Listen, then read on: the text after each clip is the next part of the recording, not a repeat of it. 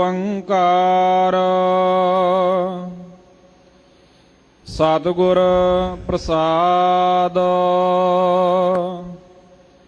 ਮਨ ਮੈਲਾ ਸਭ ਕਿਛ ਮੈਲਾ,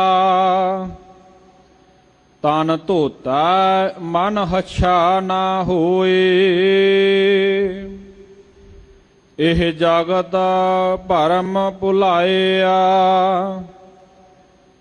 ਵਿਰਲਾ ਬੂਝਾ ਕੋਇ। ਮਨ ਮੈਲਾ ਸਭ ਕਿਛ ਮੈਲਾ, ਤਨ ਧੋਤਾ ਮਨ ਹੱਛਾ ਨਾ ਹੋਏ। ਇਹ ਜਗਤ ਭਰਮ ਭੁਲਾਇਆ, ਵਿਰਲਾ ਬੂਝਾ ਕੋਇ। ਜਪ ਮਨ ਮੇਰੇ ਤੂੰ ਏਕੋ ਨਾਮ, ਸਤਿਗੁਰ ਦੀਆ ਮੋਕੋ ਇਹੋ ਨਿਧਾਨ। ਰਹਾਉ ਸਿੱਧਾ ਕੇ ਆਸਨ ਜੇ ਸਿਖਾ, ਇੰਦਰੀ ਵਸ ਕਰ ਕਮਾਏ। ਮਨ ਕੀ ਮੈਲ ਨਾ ਉਤਰਾ, ਹਉ ਮੈਂ ਮੈਲ ਨਾ ਜਾਏ। ਇਸ ਮਨ ਕੋ ਹੋਰ ਸੰਜਮ ਕੋ ਨਾਹੀ, ਵਿਨ ਸਤਿਗੁਰ ਕੀ ਸਰਨਾਏ। ਸਤਿਗੁਰ ਮਿਲਿਆ ਉਲਟੀ ਭਈ, ਕਹਿਣਾ ਕਿਛੂ ਨਾ ਜਾਏ। ਭਣਤ ਨਾਨਕ ਸਤਿਗੁਰ ਕੋ ਮਿਲਦੂ ਮਾਰਾ, ਗੁਰ ਕੈ ਸ਼ਬਦ ਫਿਰ ਜੀਵੈ ਕੋਇ। ਮਮਤਾ ਕੀ ਮਲ ਉਤਰਾ, ਇਹੋ ਮਨ ਹੱਛਾ ਹੋਏ। ਭਣਤ ਨਾਨਕ ਸਤਿਗੁਰ ਕੋ ਮਿਲਦੂ ਮਾਰਾ, ਗੁਰ ਕਾ ਸ਼ਬਦ ਫਿਰ ਜੀਵੈ ਕੋਇ। ਮਮਤਾ ਕੀ ਮਲ ਉਤਰਾ, ਇਹੋ ਮਨ ਹੱਛਾ ਹੋਏ। ਵਾਹਿਗੁਰੂ ਜੀ ਕਾ ਖਾਲਸਾ, ਵਾਹਿਗੁਰੂ ਜੀ ਕੀ ਫਤਿਹ। ਜੁਗ ਜੁਗ ਅਟਲ, ਲੋਕ ਪਰਲੋਕ ਦੇ ਰਾਖੇ, ਚਵਰ ਛਤਰ ਤਖਤ ਦੇ ਮਾਲਕ, ਦੋ ਜਹਾਨ ਦੇ ਵਾਲੀ, ਨਿਮਾਣਿਆਂ ਦੇ ਮਾਣ ਨਿਤਾਣਿਆਂ ਦੇ ਤਾਨ, ਧੰਨ ਧੰਨ ਸਾਹਿਬ ਸ੍ਰੀ ਗੁਰੂ ਗ੍ਰੰਥ ਸਾਹਿਬ ਸੱਚੇ ਪਾਤਸ਼ਾਹ ਜੀ ਦੀ ਪਾਵਨ ਪਵਿੱਤਰ ਹਜ਼ੂਰੀ ਅੰਦਰ ਸਿੱਖ ਪੰਥ ਦੇ ਮਹਾਨ ਪਾਵਨ ਪਵਿੱਤਰ ਅਸਥਾਨ ਗੁਰਦੁਆਰਾ ਮੰਜੀ ਸਾਹਿਬ ਦੀਵਾਨ ਹਾਲ ਵਿਖੇ ਸੁਸ਼ੋਭਤ ਸਮੂਹ ਸਾਧ ਸੰਗਤ ਜੀ, ਇੱਕ ਵਾਰੀ ਫੇਰ ਫਤਿਹ ਪ੍ਰਵਾਨ ਕਰੋ। ਵਾਹਿਗੁਰੂ ਜੀ ਕਾ ਖਾਲਸਾ, ਵਾਹਿਗੁਰੂ ਜੀ ਕੀ ਫਤਿਹ। ਆਪਾਂ ਬਹੁਤ ਵੱਡੇ ਭਾਗਾਂ ਵਾਲੇ ਹਾਂ ਕਿ ਸਤਿਗੁਰਾਂ ਦੀ ਪਾਵਨ ਪਵਿੱਤਰ ਗੋਦ ਵਿੱਚ ਬੈਠ ਕੇ ਸਤਿਗੁਰਾਂ ਦੇ ਪਾਵਨ ਪਵਿੱਤਰ ਵਿਚਾਰ ਸਰਵਣ ਕਰਨ ਦਾ ਸੁਭਾਗ ਸਮਾਂ ਸਾਨੂੰ ਪ੍ਰਾਪਤ ਹੋ ਰਿਹਾ ਹੈ। ਅੱਜ ਸੱਚਖੰਡ ਸ੍ਰੀ ਹਰਿਮੰਦਰ ਸਾਹਿਬ ਜੀ ਸ੍ਰੀ ਦਰਬਾਰ ਸਾਹਿਬ ਵਿਖੇ ਅੰਮ੍ਰਿਤ ਵੇਲੇ ਜੋ ਪਾਵਨ ਹੁਕਮ ਸਾਡੀ ਝੋਲੀ ਪਿਆ ਹੈ, ਅਕਾਲ ਪੁਰਖ ਵੱਲੋਂ ਬਖਸ਼ਿਸ਼ ਕੀਤੀ ਹੋਈ ਤੁਛ ਬੁੱਧੀ ਅਨੁਸਾਰ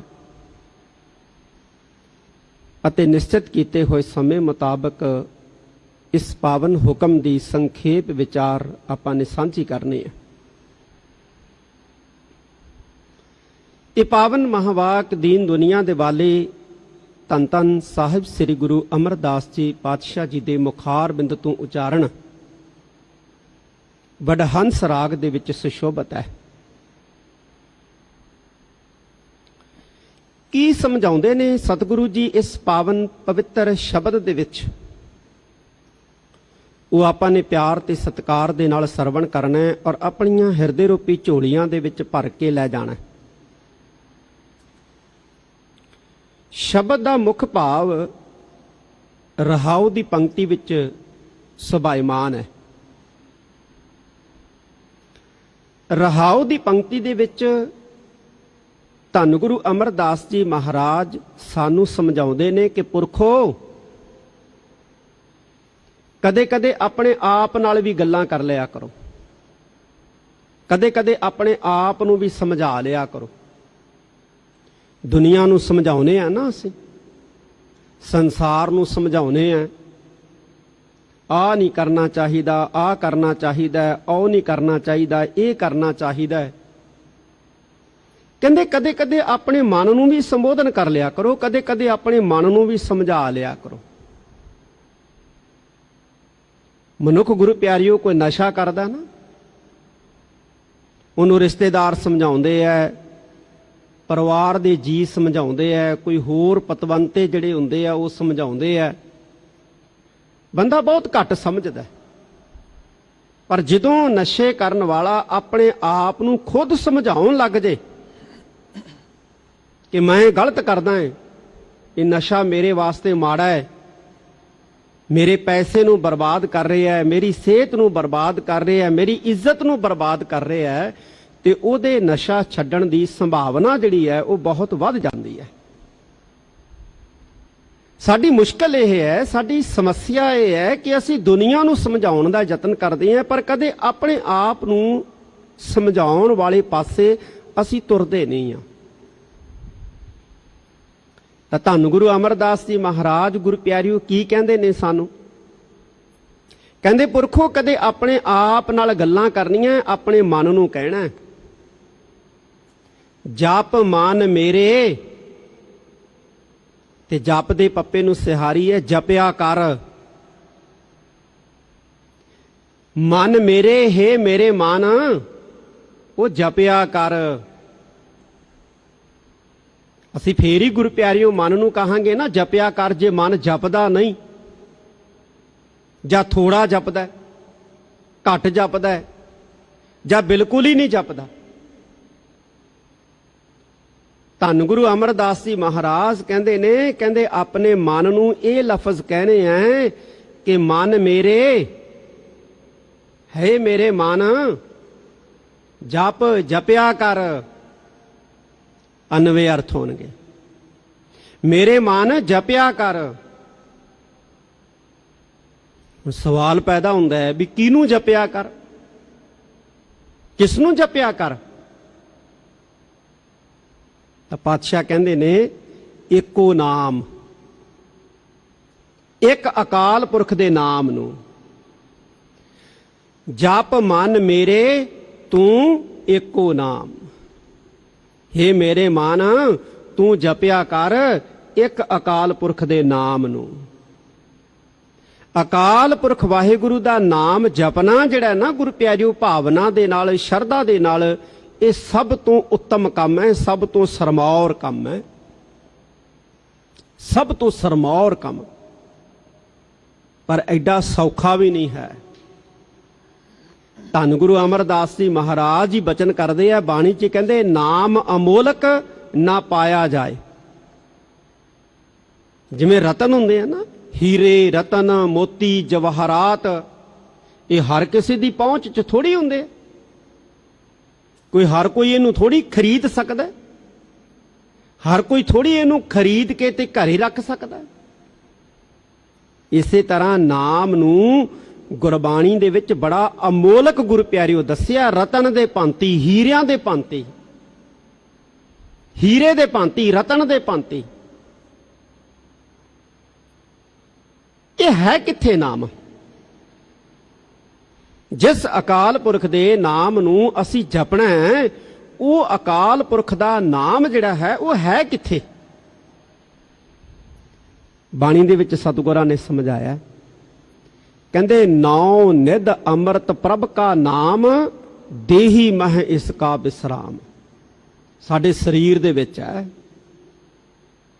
ਨਾਮ, ਜਿਹੜਾ ਨਾ ਗੁਰੂ ਪਿਆਰਿਓ ਸਾਡੇ ਸਰੀਰ ਦੇ ਵਿੱਚ ਹੈ। ਜਿਵੇਂ ਖੂਹ ਦੇ ਵਿੱਚ ਪਾਣੀ ਹੋਵੇ ਬੜਾ ਡੂੰਘਾ, ਪੁਰਾਣੇ ਵੇਲਿਆਂ ਦੇ ਵਿੱਚ ਖੂਹਾਂ ਦੇ ਵਿੱਚ ਪਾਣੀ ਬੜੇ ਡੂੰਘੇ ਹੁੰਦੇ ਸੀ। ਮੌਣ ਦੇ ਉੱਤੇ ਖੜ ਕੇ ਜਦੋਂ ਕੋਈ ਥੱਲੇ ਨਿਗਾਹ ਮਾਰਦਾ ਨਾ, ਝਾਤੀ ਮਾਰਦਾ, ਤੇ ਇਉਂ ਪਾਣੀ ਚਮਕਦਾ ਦਿਸਦਾ ਜਿਵੇਂ ਅਸਮਾਨ ਦੇ ਵਿੱਚ ਤਾਰਾ ਚਮਕਦਾ ਹੁੰਦਾ। ਇੰਨੇ ਗਹਿਰੇ ਪਾਣੀ ਹੁੰਦੇ ਸੀ, ਡੂੰਘੇ ਪਾਣੀ ਹੁੰਦੇ ਸੀ ਖੂਹਾਂ ਦੇ ਵਿੱਚ। ਹੁਣ ਤਾਂ ਖੂਹ ਪੂਰੀ ਦਿੱਤੇ ਗਏ ਨੇ। ਪਿਆਸਾ ਮਨੁੱਖ ਹੈ, ਖੂਹ ਦੇ ਕੰਢੇ ਤੇ ਖੜੋਤਾ ਹੈ, ਪਾਣੀ ਬੜਾ ਗਹਿਰਾ ਹੈ, ਉਹਦੇ ਕੋਲੇ ਉਸ ਪਾਣੀ ਨੂੰ ਕੱਢਣ ਦਾ ਜੇ ਵਸੀਲਾ ਨਹੀਂ ਨਾ ਹੈ, ਉਹ ਆਪਣੀ ਪਿਆਸ ਨਹੀਂ ਬੁਝਾ ਸਕਦਾ। ਉਹ ਆਪਣੀ ਪਿਆਸ ਨਹੀਂ ਬੁਝਾ ਸਕਦਾ। ਕਿਵੇਂ ਪਿਆਸ ਬੁਝਾਊਗਾ? ਨਾ ਉਹਦੇ ਕੋਲੇ ਕੋਈ ਰੱਸਾ, ਨਾ ਉਹਦੇ ਕੋਲੇ ਕੋਈ ਡੋਲ ਭਾਂਡਾ। ਉਹ ਪਿਆਸ ਕਿਵੇਂ ਬੁਝਾਊਗਾ? ਪਾਣੀ ਨੂੰ ਕੱਢੂ ਕਿਵੇਂ? ਬਾਣੀ ਦੇ ਵਿੱਚ ਪਾਤਸ਼ਾਹ ਨੇ ਸਾਨੂੰ ਸਮਝਾਇਆ, ਕਹਿੰਦੇ ਅੰਤਰ ਖੂਹਟਾ ਅੰਮ੍ਰਿਤ ਭਰਿਆ ਸ਼ਬਦੈ ਕਾਢ ਪੀਐ ਪਨਿਹਾਰੀ। ਸਾਡੇ ਅੰਦਰ ਨਾਮ ਅੰਮ੍ਰਿਤ ਦਾ ਕੁੰਡ ਹੈ, ਖੂਹ ਹੈ, ਤੇ ਇਸ ਨਾਮ ਨੂੰ ਲਖਿਆ ਕਿਵੇਂ ਜਾ ਸਕਦਾ? ਸ਼ਬਦ ਦੇ ਰਾਹੀਂ, ਸਤਿਗੁਰੂ ਦੇ ਰਾਹੀਂ, ਗੁਰੂ ਦੇ ਰਾਹੀਂ। ਗੁਰੂ ਵਾਲਾ ਬਣ ਕੇ ਕੋਈ ਗੁਰੂ ਦੇ ਉੱਤੇ ਭਰੋਸਾ ਕਰ ਲੇ, ਵਿਸ਼ਵਾਸ ਕਰ ਲੇ, ਗੁਰੂ ਦੇ ਉੱਤੇ ਭਾਵਨਾ ਰੱਖ ਲੇ, ਫੇਰ ਗੁਰੂ ਪਿਆਰਿਓ ਉਸ ਨੂੰ ਨਾਮ ਦੀ ਲਖਤਾ ਹੁੰਦੀ ਹੈ। ਕਿਉਂਕਿ ਗੁਰੂ ਹੀ ਪ੍ਰੇਰਨਾ ਦਿੰਦਾ ਹੈ ਨਾ, ਵੀ ਆਪਣੇ ਮਨਾਂ ਨੂੰ ਸਮਝਾਓ ਕਿ ਹੇ ਮਨ ਤੂੰ ਜਪਿਆ ਕਰ ਭਾਈ ਅਕਾਲ ਪੁਰਖ ਦੇ ਨਾਮ ਨੂੰ। ਤੇ ਗੁਰੂ ਪ੍ਰੇਰਨਾ ਕਦੋਂ ਦਿੰਦਾ ਹੈ?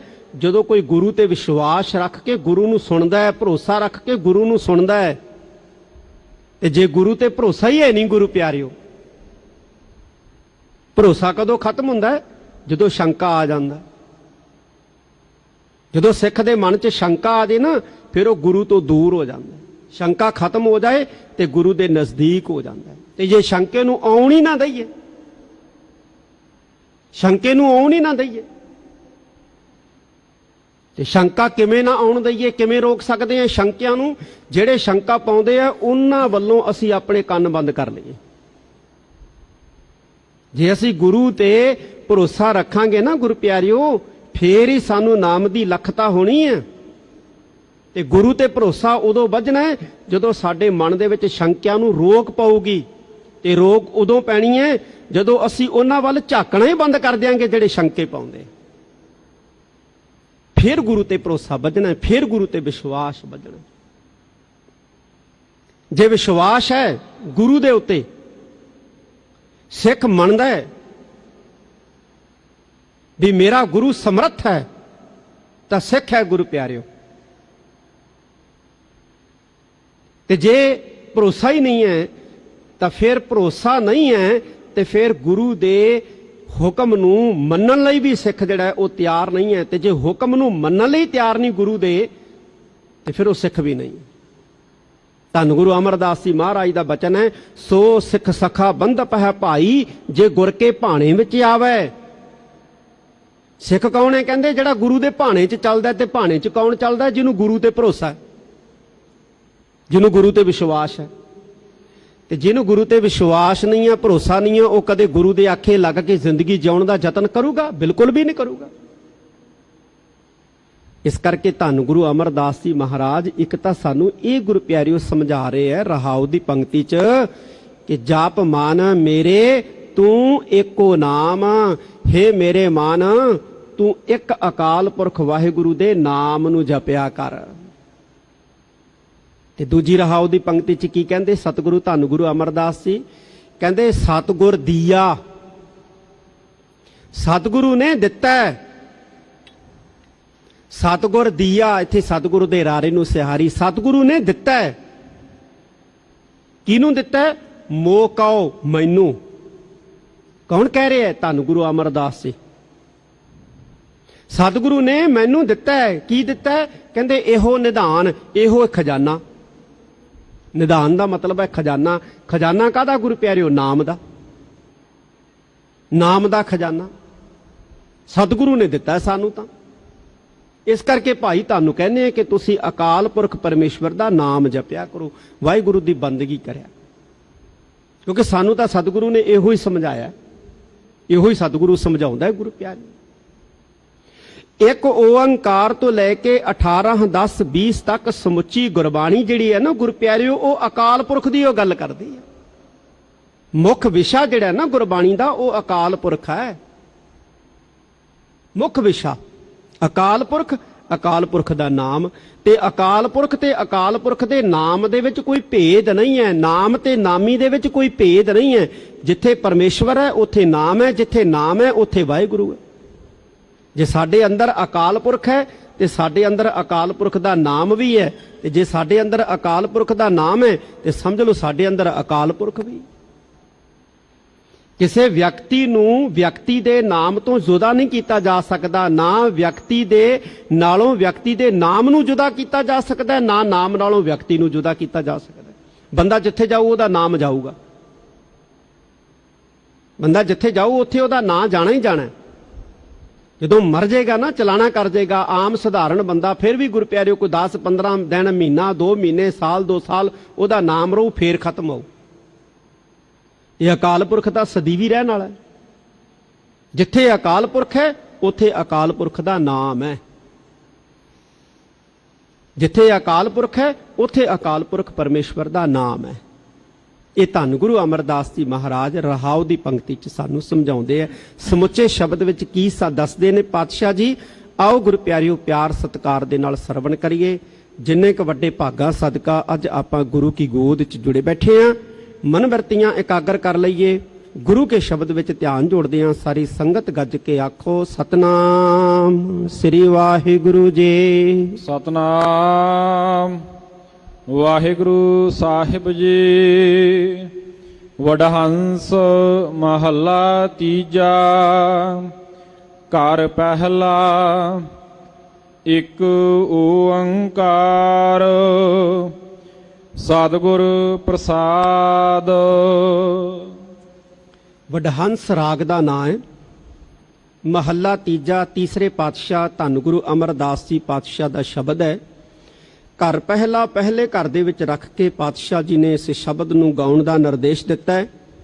ਸੰਖੇਪ ਰੂਪ ਵਿੱਚ ਮੰਗਲਾਚਰਨ ਹੈ। ਇੱਕ ਓੰਕਾਰ ਸਤਿਗੁਰ ਪ੍ਰਸਾਦ। ਵਾਹਿਗੁਰੂ ਇੱਕ ਹੈ, ਨਿਰਗੁਣ ਤੇ ਸਰਗੁਣ ਸਰੂਪ ਦੇ ਵਿੱਚ ਵਿਆਪਕ ਹੈ, ਅਬਨਾਸੀ ਹੈ, ਗੁਰੂ ਦੀ ਕਿਰਪਾ ਦੇ ਦੁਆਰਾ ਜਾਣਿਆ ਜਾ ਸਕਦਾ ਹੈ। ਹੁਣ ਪਹਿਲੀ ਪੰਕਤੀ 'ਚ ਕੀ ਕਹਿੰਦੇ ਨੇ ਗੁਰੂ ਪਿਆਰਿਓ ਸਤਿਗੁਰੂ ਜੀ? ਧਿਆਨ ਦਿਓ।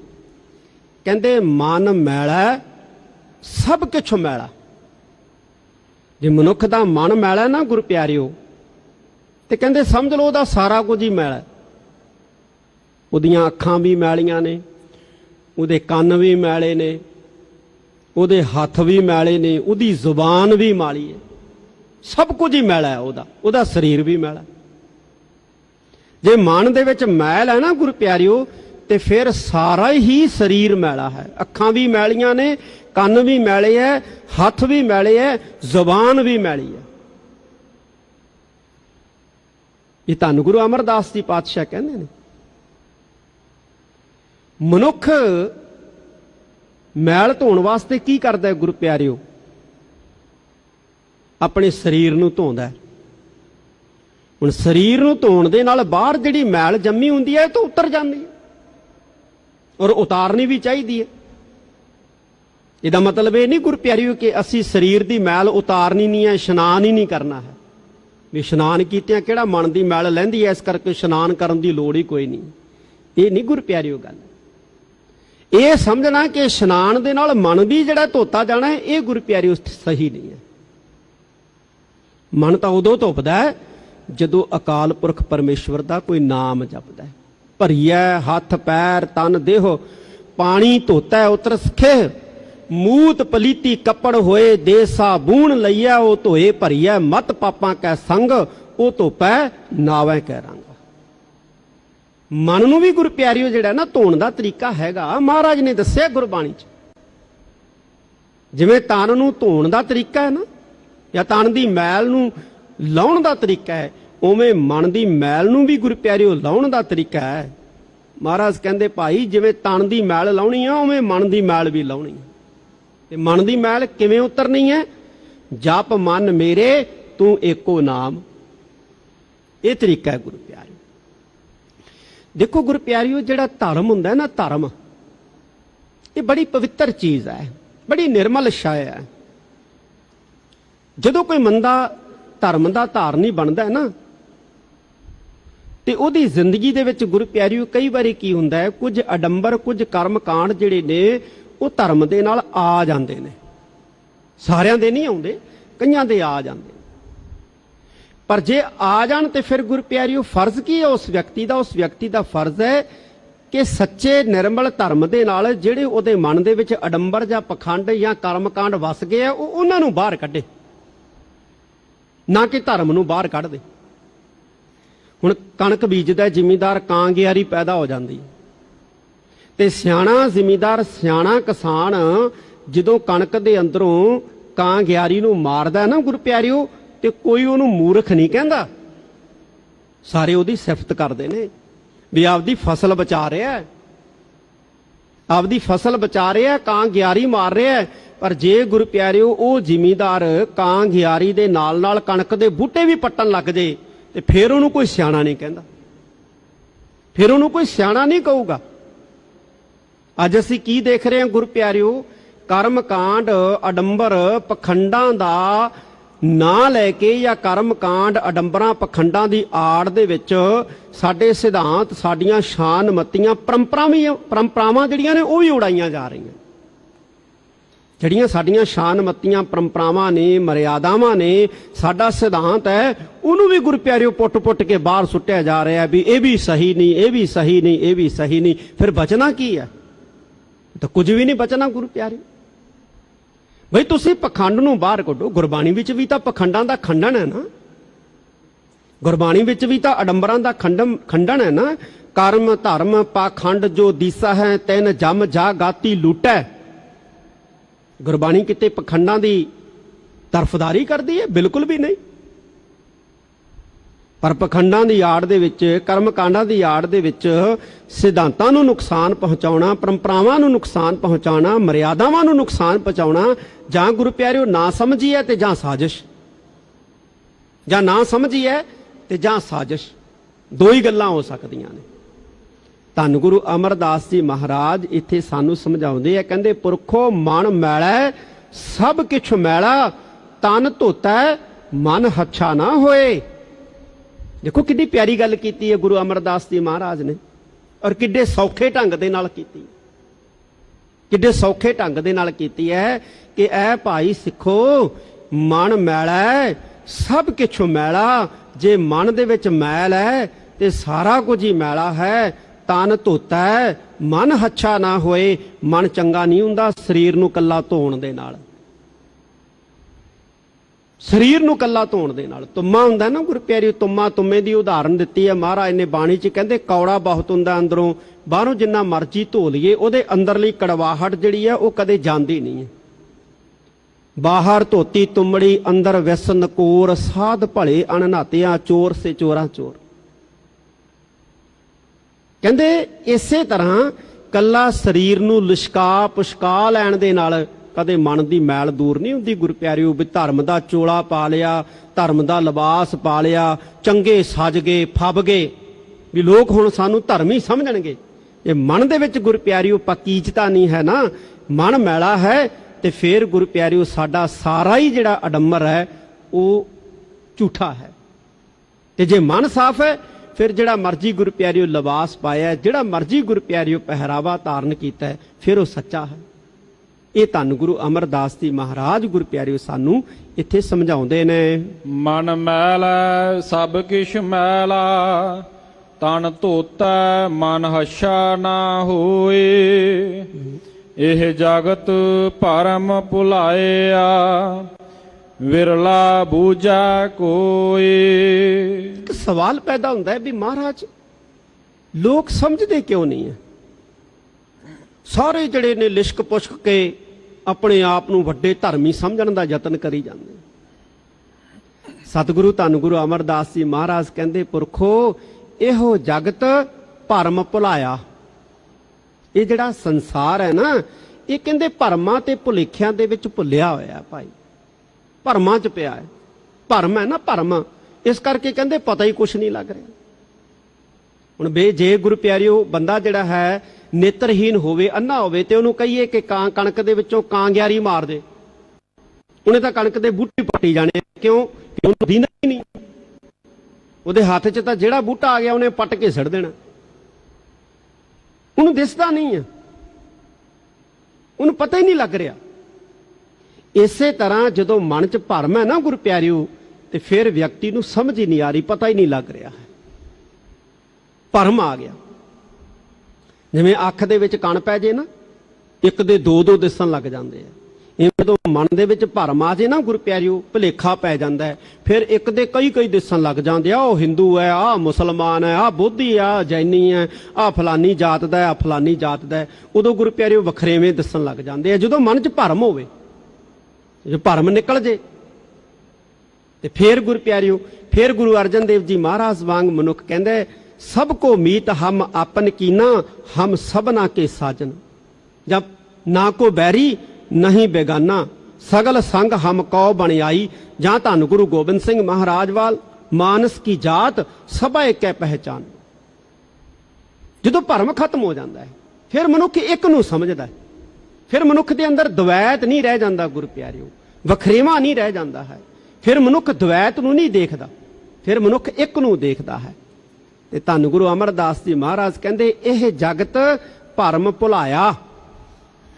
ਇਹ ਜਿਹੜਾ ਸੰਸਾਰ ਹੈ ਨਾ, ਇਹ ਭਰਮਾਂ ਤੇ ਭੁਲੇਖਿਆਂ ਦੇ ਵਿੱਚ ਲਾਇਆ ਹੋਇਆ ਹੈ। ਬਿਰਲਾ ਬੂਝੈ ਕੋਈ ਵਿਰਲਾ ਹੀ ਹੈ ਗੁਰੂ ਪਿਆਰਿਓ ਜਿਹੜਾ ਸਮਝਦਾ। ਬੂਝੈ ਦਾ ਮਤਲਬ ਹੈ ਸਮਝਦਾ ਹੈ, ਸਮਝਦਾ ਹੈ। ਬਿਰਲਾ ਸਮਝਦਾ, ਟਾਵਾਂ ਸਮਝਦਾ। ਕਿਹੜਾ ਬਿਰਲਾ ਸਮਝਦਾ, ਟਾਵਾਂ ਸਮਝਦਾ ਗੁਰੂ ਪਿਆਰਿਓ? ਜਿਹੜਾ ਸਤਿਗੁਰੂ ਦੇ ਲੜ ਲੱਗ ਜਾਂਦਾ ਹੈ, ਜਿਹੜਾ ਸਤਿਗੁਰੂ ਦਾ ਬਣ ਜਾਂਦਾ ਹੈ। ਇਹ ਪਾਤਸ਼ਾਹ ਦੱਸਦੇ ਨੇ, ਜਪ ਮਨ ਮੇਰੇ ਤੂੰ ਏਕੋ ਨਾਮ। ਜਪ ਮਨ ਮੇਰੇ ਤੂੰ ਏਕੋ ਨਾਮ। ਹੈ ਮੇਰੇ ਮਨ ਤੂੰ ਜਪਿਆ ਕਰ ਇੱਕ ਅਕਾਲ ਪੁਰਖ ਦੇ ਨਾਮ ਨੂੰ। ਸਤਿਗੁਰ ਦੀਆ ਮੋਕੋ ਇਹੋ ਨਿਧਾਨ। ਸਤਿਗੁਰ ਦੀਆ ਮੋਕੋ, ਮੈਨੂੰ ਸਤਿਗੁਰੂ ਨੇ ਦਿੱਤਾ ਹੈ ਇਹੋ ਨਿਧਾਨ, ਇਹ ਖਜ਼ਾਨਾ। ਕਿਹੜਾ ਖਜ਼ਾਨਾ? ਨਾਮ ਦਾ ਖਜ਼ਾਨਾ ਹੈ। ਰਹਾਉ ਦੀ ਪੰਕਤੀ ਹੈ ਜਿਹਦੀ ਵਿਚਾਰ ਆਪਾਂ ਵਿਸਥਾਰ ਸਹਿਤ ਕਰ ਚੁੱਕੇ ਹਾਂ ਕਿ ਸਾਨੂੰ ਸਤਿਗੁਰੂ ਨੇ ਇਹ ਖਜ਼ਾਨਾ ਦਿੱਤਾ ਹੈ, ਨਾਮ ਦਾ ਖਜ਼ਾਨਾ। ਸਤਿਗੁਰੂ ਹੀ ਦਿੰਦਾ ਗੁਰੂ ਪਿਆਰਿਓ। ਨਾਮ ਅਮੋਲਕ ਰਤਨ ਹੈ, ਪੂਰੇ ਸਤਿਗੁਰ ਪਾਸ। ਨਾਮ ਖਜ਼ਾਨਾ ਜਿਹੜਾ ਪੂਰੇ ਸਤਿਗੁਰੂ ਦੇ ਕੋਲ ਹੈ। ਨਾਲੇ ਕਹਿੰਦੇ ਮਨੁੱਖ ਦੇ ਅੰਦਰ ਹੈ। ਵੀ ਹੈ ਮਨੁੱਖ ਦੇ ਅੰਦਰ, ਪਰ ਅਕਾਲ ਪੁਰਖ ਨੇ ਨਾਮ ਦਾ ਖਜ਼ਾਨਾ ਮਨੁੱਖ ਦੇ ਅੰਦਰ ਰੱਖ ਕੇ ਨਾ ਕੁੰਜੀ ਗੁਰ ਸੌਂਪਾਈ। ਕੁੰਜੀ ਗੁਰੂ ਨੂੰ ਸੌਂਪਦੀ, ਚਾਬੀ ਗੁਰੂ ਕੋਲੇ ਆ। ਤੇ ਫਿਰ ਗੁਰੂ ਕੋਲੇ ਹੀ ਹੋਇਆ ਨਾ। ਤੇ ਗੁਰੂ ਦਿੰਦਾ ਕਿਹਨੂੰ ਹੈ? ਕਹਿੰਦੇ ਸਤਿਗੁਰ ਸੇਵਾ ਲੱਗਿਆ ਕੱਢ ਰਤਨ ਦੇਵੈ ਪ੍ਰਗਾਸ। ਜਿਹੜਾ ਸਤਿਗੁਰੂ ਦੀ ਸੇਵਾ 'ਚ ਲੱਗਦਾ ਉਹਨੂੰ ਕੱਢ ਕੇ ਦੇ ਦਿੰਦਾ, ਅੰਦਰੋਂ ਹੀ ਕੱਢ ਕੇ ਦੇ ਦਿੰਦਾ। ਕੁੰਜੀ ਹੈ ਗੁਰੂ ਕੋਲ, ਖੋਲ ਕੇ ਦੇ ਦਿੰਦਾ। ਇਹ ਧੰਨ ਗੁਰੂ ਅਮਰਦਾਸ ਜੀ ਮਹਾਰਾਜ ਦੱਸਦੇ ਨੇ। ਰਹਾਉ ਸਿੱਧਾ ਕੇ ਆਸਣ ਜੇ ਸਿਖੈ, ਇੰਦਰੀ ਵਸ ਕਾਰ ਕਮਾਈ। ਸਿੱਧਾ ਕੇ ਆਸਣ ਜੇ ਸਿੱਖੈ, ਸਿੱਧਾਂ ਦੇ ਆਸਣ ਜੇ ਕੋਈ ਸਿੱਖ ਲਵੇ। ਸਿੱਧਾਂ ਦੇ ਆਸਣ, ਸਿੱਧ ਜਿਹੜੇ ਹੁੰਦੇ ਸੀ ਨਾ ਗੁਰੂ ਪਿਆਰਿਓ, ਉਹ ਆਸਣ ਲਾਉਂਦੇ ਸੀ। 84 ਆਸਣ ਸਾਧਨਾ ਸਾਧਦੇ ਸੀ ਸਿੱਧ। ਜਦੋਂ ਕੋਈ ਸਿੱਧਾਂ ਦੇ ਕੋਲ ਜਾਂਦਾ ਸੀ ਨਾ ਗੁਰੂ ਪਿਆਰਿਓ, ਪਹਿਲਾਂ ਉਹਨਾਂ ਨੂੰ ਉਹ ਜੋਗੀ ਜਾਂ ਸਿੱਧ ਨਿਉਲੀ ਕਰਮ ਸਿਖਾਉਂਦੇ, ਫਿਰ ਉਹਨਾਂ ਨੂੰ ਆਸਣ ਸਿਖਾਉਂਦੇ। ਆਸਣ ਵੀ ਯੋਗ ਦੇ 8 ਅੰਗਾਂ ਦੇ ਵਿੱਚੋਂ ਇੱਕ ਅੰਗ ਹੈ। 8 ਅੰਗਾਂ ਦੇ ਵਿੱਚੋਂ ਆਸਣ ਇੱਕ ਅੰਗ ਹੈ। ਤੇ ਅੱਗੋਂ ਆਸਣਾਂ ਦੀਆਂ ਕਈ ਕਿਸਮਾਂ ਨੇ। ਤੇ ਫਿਰ ਕਹਿੰਦੇ ਜੇ ਕੋਈ ਸਿੱਧਾਂ ਦੇ ਸਾਰੇ ਹੀ ਆਸਣ ਸਿੱਖ ਲੈ, ਸਿੱਧਾਂ ਕੇ ਆਸਣ ਜੇ ਸਿੱਖੈ, ਇੰਦਰੀ ਵਸ ਕਰ ਕਮਾਏ। ਕੋਈ ਆਪਣੀ ਕਾਮ ਇੰਦਰੀਆਂ ਨੂੰ ਵੀ ਵਸ ਕਰਨ ਦਾ ਵੱਲ ਸਿੱਖ ਲੈ, ਜੁਗਤ ਸਿੱਖ ਲੈ, ਫੇਰ ਸਿੱਧ ਸਿੱਖ ਲੈਂਦੇ ਸੀ। ਆਪਣੀਆਂ ਇੰਦਰੀਆਂ ਨੂੰ ਵਸ ਕਰਨ ਦੀ ਜੁਗਤੀ ਜਿਹੜੀ ਹੈ ਉਹ ਸਿੱਖ ਲੈਂਦੇ ਸੀ। ਪਰ ਇਹਦੇ ਨਾਲ ਉਹ ਪ੍ਰਮਾਤਮਾ ਦੇ ਨੇੜੇ ਹੋ ਜਾਂਦੇ ਸੀ? ਬਿਲਕੁਲ ਵੀ ਨਹੀਂ। ਕਿਉਂ? ਕਿਉਂਕਿ ਉਹਨਾਂ ਦੇ ਅੰਦਰੋਂ ਹਉਮੈ ਨਹੀਂ ਸੀ ਜਾਂਦੀ। ਉਹ ਕਹਿੰਦੇ ਸਾਡੇ ਵਰਗਾ ਕੌਣ ਹੈ, ਅਸੀਂ ਤਾਂ ਆਪਣੀਆਂ ਇੰਦਰੀਆਂ ਨੂੰ ਜਿੱਤਿਆ ਹੋਇਆ। ਆ ਦੁਨੀਆ ਤਾਂ ਕਾਮ ਚ ਤੁਰੀ ਫਿਰਦੀ ਹੈ, ਅਸੀਂ ਕਾਮ ਤੋਂ ਰਹਿਤ ਹੈ। ਇਹ ਹੰਕਾਰ ਹੀ ਗੁਰੂ ਪਿਆਰਿਓ ਅਕਾਲ ਪੁਰਖ ਦੇ ਨੇੜੇ ਨਹੀਂ ਸੀ ਜਾਣ ਦਿੰਦਾ। ਹੰਕਾਰ ਜਿਹੜਾ ਨਾ, ਹੰਕਾਰ ਚਾਹੇ ਕਿਸੇ ਵੀ ਚੀਜ਼ ਦਾ ਹੈ, ਉਹ ਗੁਰੂ ਪਿਆਰਿਓ ਕਦੇ ਪਰਮਾਤਮਾ ਦੇ ਨੇੜੇ ਨਹੀਂ ਜਾਣ ਦਿੰਦਾ। ਹਉਮੈ ਕਿਸੇ ਵੀ ਚੀਜ਼ ਦੀ ਹੈ, ਵਸਤੂ ਦੀ ਹੈ, ਉਹ ਕਦੇ ਵਾਹਿਗੁਰੂ ਦੇ ਨੇੜੇ ਨਹੀਂ ਜਾਣ ਦਿੰਦੀ। ਚਾਹੇ ਧਨ ਦਾ ਹੰਕਾਰ ਹੈ, ਚਾਹੇ ਜੌਬਨ ਦਾ ਹੰਕਾਰ ਹੈ, ਚਾਹੇ ਦੌਲਤ ਦਾ ਹੈ, ਚਾਹੇ ਰਾਜ ਭਾਗ ਦਾ ਹੈ, ਚਾਹੇ ਵਿਦਵਤਾ ਦਾ ਹੈ, ਗਿਆਨ ਦਾ ਹੈ, ਇੱਥੋਂ ਤੱਕ ਕਿ ਬੰਦਗੀ ਦਾ ਹੰਕਾਰ ਵੀ ਜਿਹੜਾ ਬੰਦਗੀ ਦੇ ਭਾਵ ਨੂੰ ਖਤਮ ਕਰ ਦਿੰਦਾ ਹੈ ਗੁਰੂ ਪਿਆਰਿਓ। ਤਾਂ ਸਿੱਧਾਂ ਦੇ ਮਨ ਦੇ ਵਿੱਚ ਹੰਕਾਰ ਹੁੰਦਾ ਸੀ। ਇਸ ਕਰਕੇ ਗੁਰੂ ਪਿਆਰਿਓ ਧੰਨ ਗੁਰੂ ਅਮਰਦਾਸ ਜੀ ਮਹਾਰਾਜ ਕਹਿੰਦੇ ਜਿੰਨੇ ਮਰਜੀ ਕੋਈ ਸਿੱਧਾਂ ਦੇ ਆਸਣ ਸਿੱਖ ਲੇ, ਜਿੰਨਾ ਮਰਜੀ ਕੋਈ ਆਪਣੀ ਇੰਦਰੀ ਨੂੰ ਵਸ ਕਰਨ ਦਾ ਕਹਿੰਦੇ ਤਰੀਕਾ ਸਿੱਖ ਲੇ, ਇੰਦਰੀ ਵਸ ਕਰ ਕਮਾਏ। ਤੇ ਫੇਰ ਮਹਾਰਾਜ ਸਤਿਗੁਰੂ ਜੀ ਗੁਰੂ ਪਿਆਰਿਓ ਅਗਲੀ ਪੰਕਤੀ ਦੇ ਵਿੱਚ ਸਾਨੂੰ ਸਮਝਾਉਂਦੇ ਨੇ, ਮਨ ਕੀ ਮੈਲ ਨ ਉਤਰੈ ਹਉਮੈ ਮੈਲ ਨ ਜਾਏ। ਇਹਦੇ ਨਾਲ ਕਹਿੰਦੇ ਮਨ ਕੀ ਮੈਲ ਨਾ ਉਤਰੈ। ਮਨ ਦੀ ਮੈਲ ਥੋੜੀ ਉਤਰਦੀ, ਮਨ ਦੀ ਮੈਲ ਥੋੜੀ ਉਤਰਦੀ ਹੈ। ਹਉਮੈ ਮੈਲ ਨਾ ਜਾਏ, ਨਾ ਹਉਮੈ ਦੀ ਮੈਲ ਜਾਂਦੀ ਹੈ।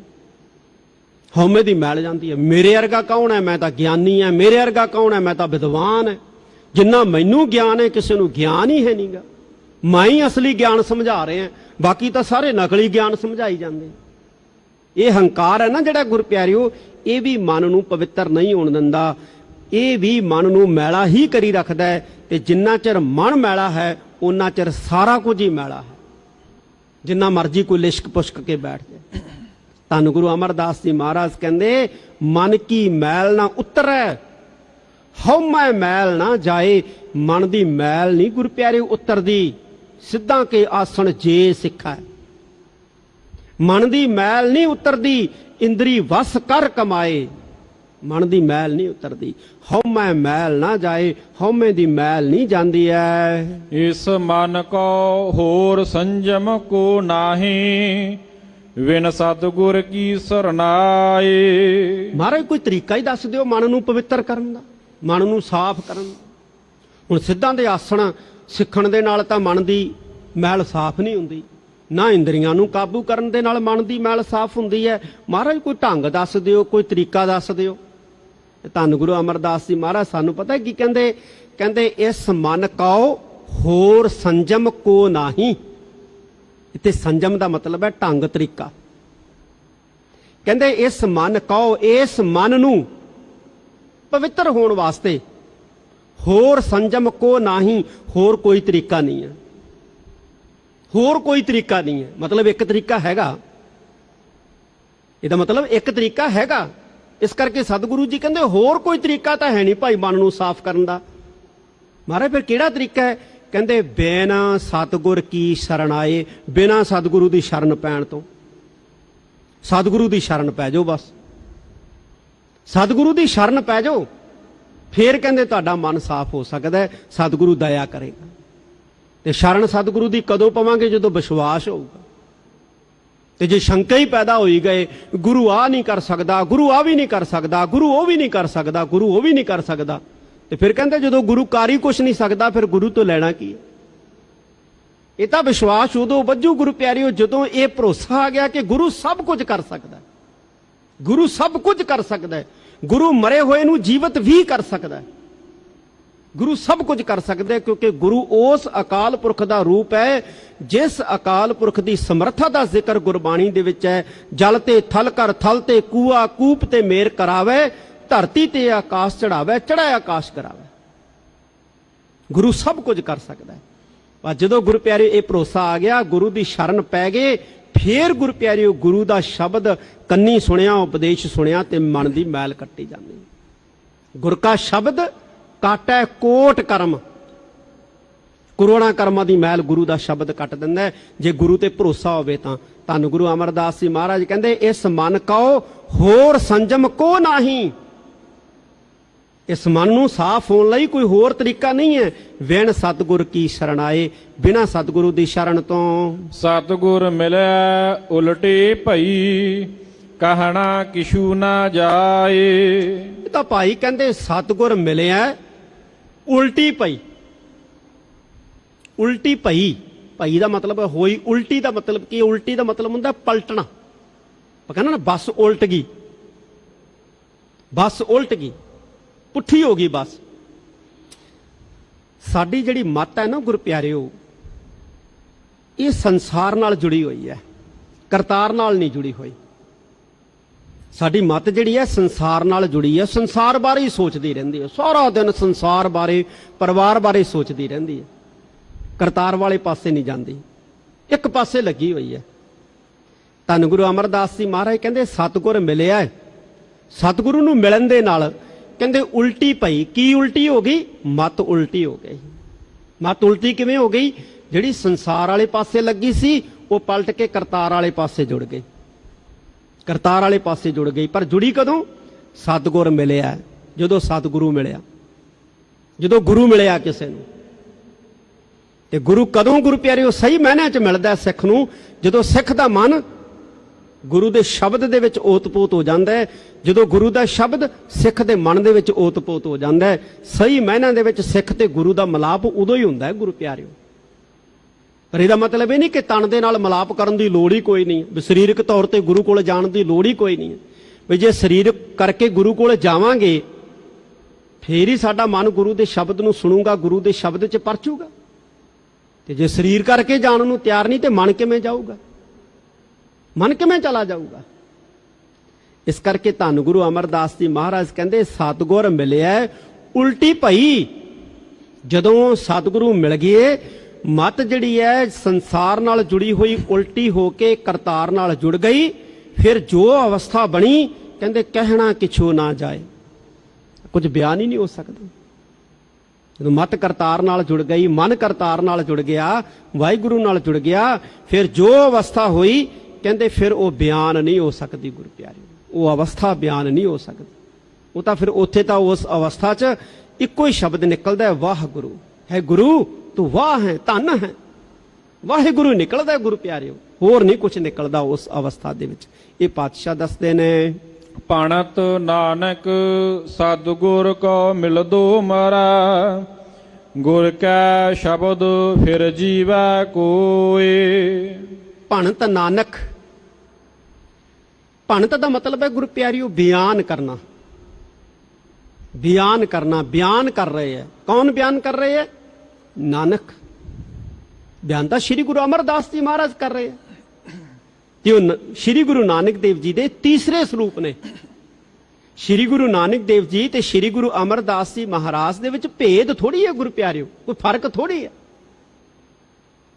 ਕੋਈ ਫਰਕ ਥੋੜੀ ਹੈ। ਗੁਰੂ ਨਾਨਕ ਸਾਹਿਬ ਦੀ ਜੋਤ ਨੇ। ਇਸ ਕਰਕੇ ਧੰਨ ਗੁਰੂ ਅਮਰਦਾਸ ਜੀ ਮਹਾਰਾਜ ਕਹਿੰਦੇ ਭਣਤ ਨਾਨਕ। ਸ਼੍ਰੀ ਗੁਰੂ ਨਾਨਕ ਦੇਵ ਜੀ ਬਿਆਨ ਕਰ ਰਹੇ। ਕੀ ਬਿਆਨ ਕਰ ਰਹੇ ਹੈ? ਕਹਿੰਦੇ ਸਤਿਗੁਰ ਕਉ ਮਿਲਦੋ ਮਰੈ। ਕਹਿੰਦੇ ਜੇ ਸਤਿਗੁਰੂ ਨੂੰ ਮਿਲ ਜਾਵੇ ਨਾ ਤੇ ਸਤਿਗੁਰੂ ਨੂੰ ਮਿਲਦਿਆਂ ਮਰ ਜਾਂਦਾ ਹੈ। ਕੌਣ ਮਰ ਜਾਂਦਾ ਹੈ ਗੁਰੂ ਪਿਆਰਿਓ? ਮਨ ਮਰ ਜਾਂਦਾ ਹੈ। ਮਨ ਮਰ ਜਾਂਦਾ ਹੈ। ਮਨ ਕਿਵੇਂ ਮਰ ਜਾਂਦਾ ਹੈ? ਕਿਹਦੇ ਵੱਲੋਂ ਮਰ ਜਾਂਦਾ ਹੈ? ਵਿਕਾਰਾਂ ਵੱਲੋਂ ਮਰ ਜਾਂਦਾ ਹੈ। ਵਿਕਾਰਾਂ ਵੱਲੋਂ ਮਰ ਜਾਂਦਾ ਹੈ। ਜਿਵੇਂ ਕੋਈ ਬੰਦਾ ਗੁਰੂ ਪਿਆਰਿਓ ਕਿਸੇ ਨੂੰ ਬਹੁਤ ਜ਼ਿਆਦਾ ਨਫ਼ਰਤ ਕਰਦਾ। ਇੱਕ ਬੰਦਾ ਕਹਿੰਦਾ ਚੱਲ ਭਾਈ ਉਹਨੂੰ ਮਿਲ ਕੇ ਆਈ, ਉਹ ਕਹਿੰਦਾ ਨਹੀਂ ਮੈਂ ਨਹੀਂ ਉਹਨੂੰ ਮਿਲਣਾ। ਕਿਉਂ? ਮੇਰਾ ਤਾਂ ਉਹਦੇ ਵੱਲੋਂ ਮਨ ਹੀ ਮਰਿਆ ਹੋਇਆ। ਬੱਚੇ ਨੂੰ ਕੋਈ ਸਬਜ਼ੀ ਖਾਣ ਵਾਸਤੇ ਦਈਏ ਨਾ, ਬੱਚਾ ਕਹਿੰਦਾ ਮੈਂ ਨਹੀਂ ਖਾਣੀ। ਕਿਉਂ? ਕਹਿੰਦਾ ਮੇਰਾ ਮਨ ਮਰਿਆ ਹੋਇਆ ਹੈ। ਜਦੋਂ ਗੁਰੂ ਪਿਆਰਿਓ ਮਨੁੱਖ ਦਾ ਮਨ ਵਿਕਾਰਾਂ ਵਾਲੇ ਪਾਸਿਓਂ ਮਰ ਜੇ ਨਾ, ਫਿਰ ਵਿਕਾਰਾਂ ਨੂੰ ਉਹ ਤਲਾਂਜਲੀ ਦੇ ਦਿੰਦਾ ਹੈ, ਨਫ਼ਰਤ ਹੋ ਜਾਂਦੀ ਹੈ। ਜੇ ਬੱਚੇ ਨੂੰ ਸਬਜ਼ੀ ਨਾਲ ਨਫ਼ਰਤ ਹੋ ਗਈ ਤੇ ਮਨ ਮਰ ਜਾਂਦਾ ਹੈ। ਜੇ ਬੱਚੇ ਨੂੰ ਗੁਰੂ ਪਿਆਰਿਓ ਜਿਹੜਾ ਕਿਸੇ ਖਾਣ ਵਾਲੀ ਖੇਡਣ ਵਾਲੀ ਚੀਜ਼ ਨਾਲ ਨਫ਼ਰਤ ਹੋ ਗਈ ਤੇ ਉਹ ਉਸ ਪਾਸਿਓਂ ਹਟ ਜਾਂਦਾ ਹੈ। ਜੇ ਕਿਸੇ ਵਿਅਕਤੀ ਨੂੰ ਕਿਸੇ ਨਾਲ ਨਫ਼ਰਤ ਹੋ ਗਈ ਤਾਂ ਉਹ ਉਸ ਪਾਸਿਓਂ ਰੁਕ ਜਾਂਦਾ ਹੈ। ਬਈ ਮੈਂ ਤਾਂ ਹੁਣ ਸ਼ਰਾਬ ਨੂੰ ਨਫ਼ਰਤ ਕਰਦਾ, ਮੇਰਾ ਤਾਂ ਮਨ ਹੀ ਸ਼ਰਾਬ ਵਾਲੇ ਪਾਸਿਓਂ, ਨਸ਼ੇ ਵਾਲੇ ਪਾਸਿਓਂ ਮਰ ਗਿਆ ਹੈ। ਧੰਨ ਗੁਰੂ ਅਮਰਦਾਸ ਜੀ ਮਹਾਰਾਜ ਕਹਿੰਦੇ ਸਤਿਗੁਰ ਕਉ ਮਿਲਦੋ ਮਰੈ। ਸਤਿਗੁਰੂ ਨੂੰ ਮਿਲਦਿਆਂ ਮਰ ਜਾਂਦਾ ਹੈ ਮਨ। ਮਰਦਾ ਕਿਹਦੇ ਵਾਲੇ ਪਾਸਿਓਂ ਹੈ? ਵਿਕਾਰਾਂ ਵਾਲੇ ਪਾਸਿਓਂ। ਕਾਮ, ਕ੍ਰੋਧ, ਲੋਭ, ਮੋਹ, ਹੰਕਾਰ, ਈਰਖਾ, ਨਿੰਦਿਆ, ਚੁਗਲੀ, ਸਾੜਾ, ਦਵੈਸ਼, ਇਸ ਪਾਸਿਓਂ ਮਨ ਮਰ ਜਾਂਦਾ ਹੈ। ਤੇ ਜਦੋਂ ਮਨ ਮਰ ਜਾਂਦਾ ਫਿਰ ਜਿਉਂਦਾ ਹੁੰਦਾ ਹੈ। ਕਿਹੜੇ ਪਾਸੇ ਜਿਉਂਦਾ ਹੁੰਦਾ ਹੈ? ਕਹਿੰਦੇ ਗੁਰ ਕੈ ਸ਼ਬਦ ਫਿਰ ਜੀਵੈ ਕੋਇ। ਗੁਰੂ ਦੇ ਸ਼ਬਦ ਰਾਹੀਂ ਫਿਰ ਕਹਿੰਦੇ ਕੋਈ ਜ਼ਿੰਦਗੀ ਜਿਉਂਦਾ ਹੈ, ਗੁਰੂ ਦੇ ਸ਼ਬਦ ਰਾਹੀਂ। ਪੁਰਾਣੇ ਸਮੇਂ ਦੇ ਵਿੱਚ ਗੁਰੂ ਪਿਆਰਿਓ ਮਨੁੱਖ ਜਿਹੜਾ ਨਾ ਆਪਣੇ ਜਨਮ ਦੀ ਸ਼ੁਰੂਆਤ ਉਸ ਵਕਤ ਤੋਂ ਮੰਨਦਾ ਹੁੰਦਾ ਸੀ ਜਦੋਂ ਗੁਰੂ ਪਿਆਰਿਓ ਉਹ ਗੁਰੂ ਵਾਲਾ ਬਣ ਜਾਂਦਾ ਸੀ। ਅਮਰ ਛਕ ਲਿਆ, ਕਹਿੰਦੇ ਭਾਈ ਸੰਸਾਰ 'ਚ ਤਾਂ ਫਲਾਨੀ ਤਰੀਕ ਨੂੰ ਆਏ ਸੀ, ਪਰ ਅਸਲ ਦੇ ਵਿੱਚ ਕਹਿੰਦੇ ਅਸੀਂ ਉਦੋਂ ਹੀ ਜਗਤ ਦੇ ਵਿੱਚ ਜੰਮੇ ਆ ਜਦੋਂ ਗੁਰੂ ਵਾਲੇ ਬਣੇ, ਅਮਰ ਛਕਿਆ। ਜ਼ਿੰਦਗੀ ਤਾਂ ਉਦੋਂ ਹੀ ਹੋਈ ਹੈ ਜਦੋਂ ਗੁਰੂ ਨਾਲ ਜੁੜੇ ਆ। ਪਹਿਲਾਂ ਤਾਂ ਐਵੇਂ ਹਨੇਰਾ ਹੀ ਢੋਇਆ ਸਾਰਾ, ਪਹਿਲਾਂ ਹਨੇਰਾ ਹੀ ਢੋਇਆ। ਧੰਨ ਗੁਰੂ ਅਮਰਦਾਸ ਜੀ ਮਹਾਰਾਜ ਗੁਰੂ ਪਿਆਰੇ ਇੱਥੇ ਕਹਿੰਦੇ ਨੇ, ਕਹਿੰਦੇ ਗੁਰ ਕੈ ਸ਼ਬਦ ਫਿਰ ਜੀਵੈ, ਕੋਈ ਗੁਰੂ ਦੇ ਸ਼ਬਦ ਰਾਹੀਂ ਫਿਰ ਜ਼ਿੰਦਗੀ ਜਿਉਣ ਲੱਗ ਜਾਂਦਾ ਹੈ। ਗੁਰੂ ਪਿਆਰੇ ਕੌਣ ਜ਼ਿੰਦਗੀ ਜਿਉਣ ਲੱਗ ਜਾਂਦਾ ਹੈ? ਮਨੁੱਖ ਦਾ ਮਨ ਜੀਵਤ ਹੋ ਜਾਂਦਾ ਹੈ। ਵਿਕਾਰਾਂ ਵਾਲੇ ਪਾਸਿਓਂ ਜਦੋਂ ਮਨ ਮਰ ਜਾਂਦਾ ਨਾ ਗੁਰੂ ਪਿਆਰਿਓ, ਫਿਰ ਭਜਨ ਵਾਲੇ ਪਾਸੇ, ਬੰਦਗੀ ਵਾਲੇ ਪਾਸੇ, ਗੁਰੂ ਵਾਲੇ ਪਾਸੇ, ਸੰਗਤ ਵਾਲੇ ਪਾਸੇ ਮਨ ਜਿਹੜਾ ਹੈ ਜ਼ਿੰਦਗੀ ਜਿਉਣ ਲੱਗ ਜਾਂਦਾ ਹੈ। ਇਹ ਧੰਨ ਗੁਰੂ ਅਮਰਦਾਸ ਜੀ ਮਹਾਰਾਜ ਗੁਰੂ ਪਿਆਰਿਓ ਇੱਥੇ ਸਾਨੂੰ ਸਮਝਾਉਂਦੇ ਹੈ। ਕਹਿੰਦੇ ਭਾਈ ਪੁਰਖੋ ਭਣਤ ਨਾਨਕ ਸਤਿਗੁਰ ਕਉ ਮਿਲਦੋ ਮਰੈ, ਗੁਰ ਕੈ ਸ਼ਬਦ ਫਿਰ ਜੀਵੈ ਕੋਈ। ਗੁਰੂ ਦੇ ਸ਼ਬਦ ਦੇ ਦੁਆਰਾ ਫਿਰ ਜੀਵੈ ਕੋਈ, ਫਿਰ ਕੋਈ ਜ਼ਿੰਦਗੀ ਗੁਰੂ ਪਿਆਰਿਓ ਜਿਉਂਦਾ ਹੈ ਗੁਰੂ ਦੇ ਸ਼ਬਦ ਦੇ ਰਾਹੀਂ। ਤੇ ਗੁਰੂ ਦੇ ਸ਼ਬਦ ਦੇ ਰਾਹੀਂ ਕਦੋਂ? ਜਦੋਂ ਕੋਈ ਗੁਰੂ ਦੇ ਸ਼ਬਦ ਦੇ ਨਾਲ ਜੁੜਦਾ ਹੈ। ਤੇ ਗੁਰੂ ਦੇ ਸ਼ਬਦ ਨਾਲ ਕੋਈ ਕਦੋਂ ਜੁੜਦਾ ਹੈ? ਜਦੋਂ ਕੋਈ ਗੁਰੂ ਵਾਲਾ ਬਣਦਾ ਹੈ। ਗੁਰੂ ਵਾਲਾ ਬਣਨਾ ਗੁਰੂ ਪਿਆਰਿਓ ਬੜਾ ਲਾਜ਼ਮੀ ਹੈ। ਅੱਜ ਅਸੀਂ ਇੱਕ ਗੁਰੂ ਪਿਆਰਿਓ ਸਮੱਸਿਆ ਨਾਲ ਜੂਝ ਰਹੇ ਹਾਂ। ਮਹਾਮਾਰੀ ਸੰਸਾਰ ਦੇ ਵਿੱਚ, ਵਿਸ਼ਵ ਦੇ ਵਿੱਚ ਫੈਲੀ ਹੋਈ ਹੈ। ਪੂਰੀ ਦੁਨੀਆ ਦੇ ਵਿੱਚ ਗੁਰੂ ਪਿਆਰਿਓ ਲਾਕਡਾਊਨ ਜਿਹੜਾ ਹੈ ਉਹ ਕਰ ਰੱਖਿਆ ਸਰਕਾਰਾਂ ਨੇ, ਪਰ ਇਹ ਕੋਈ ਸਦੀਵੀ ਹੱਲ ਨਹੀਂ ਹੈ। ਹੁਣ ਤਾਂ ਜੇ ਅਸੀਂ ਜ਼ਿੰਦਗੀ ਜਿਉਣੀ ਹੈ ਤੇ ਸਾਨੂੰ ਜ਼ਿੰਦਗੀ ਜਿਉਣ ਦਾ ਤਰੀਕਾ ਜਿਹੜਾ ਨਾ ਗੁਰੂ ਪਿਆਰਿਓ ਉਹ ਬਦਲਣਾ ਪੈਣਾ ਹੈ। ਸਾਨੂੰ ਆਪਣਾ ਖਾਣ ਪੀਣ, ਪਹਿਨਣ ਪਚਰਨ ਸਭ ਕੁਝ ਜਿਹੜਾ ਹੈ ਉਹ ਬਦਲਣਾ ਪੈਣਾ ਹੈ। ਉਹ ਅਪਣਾਉਣਾ ਪੈਣਾ ਜਿਹੜੇ ਕਿਸੇ ਸਮੇਂ ਸਾਡੇ ਬਜ਼ੁਰਗ ਅਪਣਾਉਂਦੇ ਹੁੰਦੇ ਸੀ, ਦੇਸੀ ਖਾਣ ਪਾਨ। ਫਿਰ ਸਾਡੀ ਜ਼ਿੰਦਗੀ ਰੁਮਕਣੀ ਹੈ ਗੁਰੂ ਪਿਆਰਿਓ, ਫਿਰ ਸਾਡੀ ਜ਼ਿੰਦਗੀ ਚੱਲਣੀ ਹੈ। ਰੋਗ ਇਸ ਸੰਸਾਰ ਦੇ ਵਿੱਚ ਗੁਰੂ ਪਿਆਰਿਓ ਆਉਣੀ ਜਾਣੀ ਵਸਤੂ ਹੈ, ਇਹ ਸਦੀਵੀ ਰਹਿਣ ਵਾਲੀ ਵਸਤੂ ਨਹੀਂ ਹੈ। ਰੋਗ ਆਇਆ, ਇਹਨੇ ਚਲੇ ਵੀ ਜਾਣਾ ਹੈ।